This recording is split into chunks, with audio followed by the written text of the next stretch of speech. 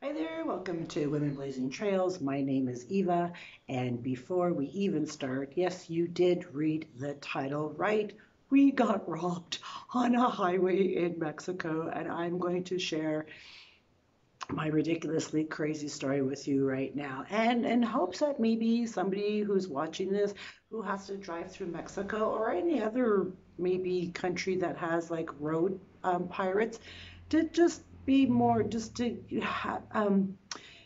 be another like resource for you for just for safety reasons if for anything else at all. So if you're new to my channel, before we get started, my name is Eva, if I haven't told you that already, and this is a channel mostly for women, but I always say everybody can come and hang out. I do a lot of random how-tos.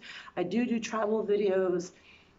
I do beauty videos. I do all kinds of, it's just randomness. But today we're talking about something a little bit serious. Me and my friend just drove probably over 3,000 miles. I don't even know how many miles it was from Florida to Guatemala. And we were robbed on the highway in Mexico, and that's the story I want to share with you today. So I'm basically just going to tell you exactly what happened to us. Um, and if something like this happened to you, like drop down in the comments down below and share what your experience was like. If you were ever robbed on the highway, because it's not fun, and I wouldn't wish this to happen to my worst enemy. So we were driving from Florida, as I mentioned earlier, and my friend Dave in his Honda Element, and the car was packed with 90% of his belongings because he's moving.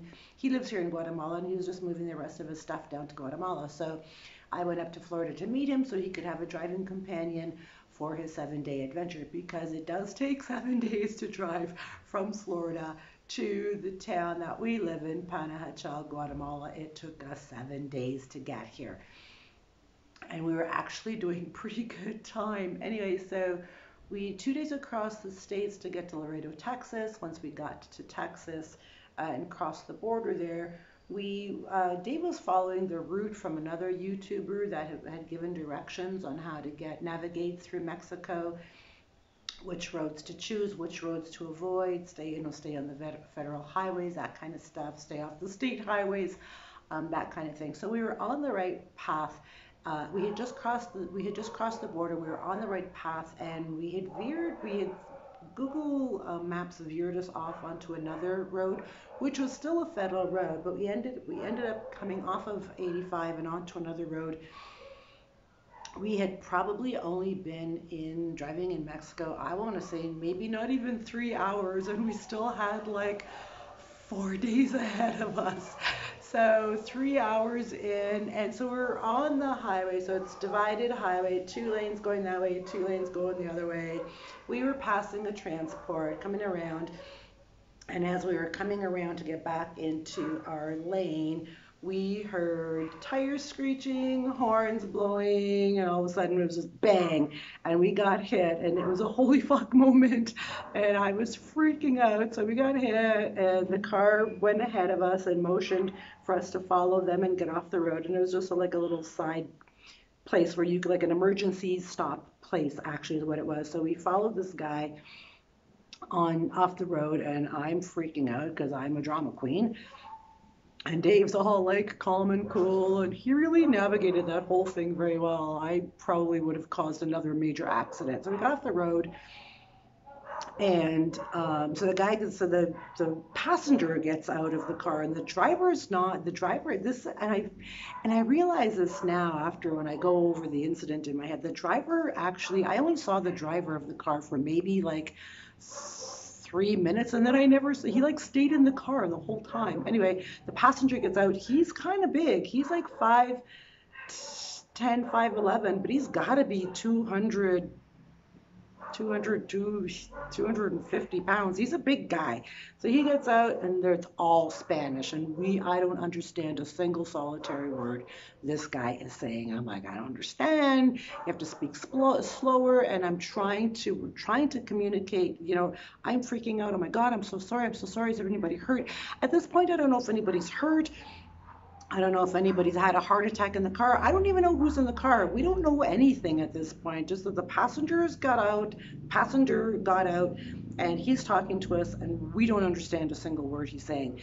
And it was probably within 1 minute. It could have been 5 minutes. Time is like when you are in that state of chaos and panic, there's no time. So I don't know how long Dave just kind of said, he says, this is a shakedown, man. He says, I don't feel good about this.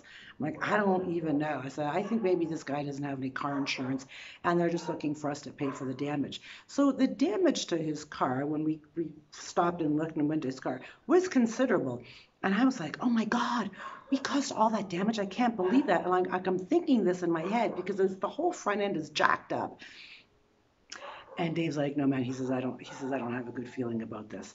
So anyway, so the driver finally gets out of the car and he has a folder with him. He's got all his paperwork. It's all nice and neat and tidy, all the paper and there's numbers on it. So he shows me this piece of paper and the number on it was like 9,500 or $10,000. I don't even know if it was dollars or pesos. And I'm like, dude, you got the wrong people. We don't have any, like, we had no money on us. Like, we don't have any money. I don't know what you want us to do. Do you want us to call the police? Do we need to call the police? So everything was just crazy and it was a blur. So the driver goes back. At one point, the driver had a piece of plastic that came from the headlight from the front of his car, and he was showing us that the piece of plastic came off the headlight, the cover. And now I realize later that he probably just had that piece sitting in the back seat of the car and he just pulls it out every time he does this because these guys were clearly professional highway robbers, clearly professionals. Anyway, so the driver disappears again. He goes back in the car. So I'm talking to the big guy. I'm just going to call him Miguel. I'm talking to Miguel. I don't know what he's saying. Clearly, they want money. Dave mentioned a couple of times that this was a shakedown, and I finally caught on. So the guy says he points to my gold chain, and he wants me to give him my gold chain. I'm like, I'm not giving you my gold chain. Like, you're crazy. You're not getting this gold chain, and I don't know what you want from us, but we don't have any money. So because they're looking for like hundreds of dollars, thousands if they are brave enough to even ask for that. But we don't even, like, I think we had like $50 on us. Not even. Actually, Dave had 300 quetzales on him, which is literally like $30 American something. So he gave him the 300 quetzales.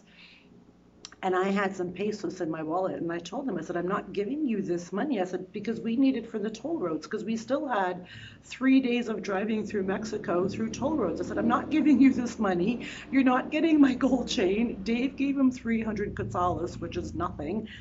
Um, and then he says, oh, so he tells me that there's a bank machine up ahead and we can go get money from the bank machine. And Dave's like, we are not going to the bank machine to get money for these fuckers. He says, like, that's not happening. So the guy's still trying to get money from us. So Dave goes to the back of the car. He says, "Hang on a second." He opens up the trunk. Now remember, he's got 90% of his life is in the SUV.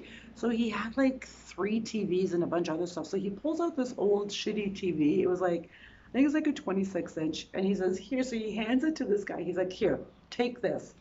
So the guy takes the TV, and then there was a box sitting right at the on the floor at the door of the SUV, and it was just a box of Dave had a set of hair clippers. So the guy grunted and pointed at the hair clippers, and Dave gave him that too, and he slammed the trunk, and he says we're leaving. He says we're going, and it literally happened that fast, and it felt like a month. Like it just felt like time stopped and all this chaos was going on. And so when you're in that situation, you don't, because you're in a foreign country, you can't speak the language. And I even gave the guy, so this is kind of weird. I gave the guy my phone. I said, to use Google Translator, I said, we don't understand you. Um, Please type in Google Translator. What is it that you want? What is it? How can we help you? What do you need, right? Me being so naive, how can I help you? So I gave the guy my phone to type it in Google Translate, and he had my phone for like, I don't know, 10 seconds, and then he passed it back to me. But he didn't actually type anything into the Google Translator. This was the driver. He didn't type, he handed back my phone and it was empty. He didn't type anything in. So we could never really communicate. So the communication was really bad.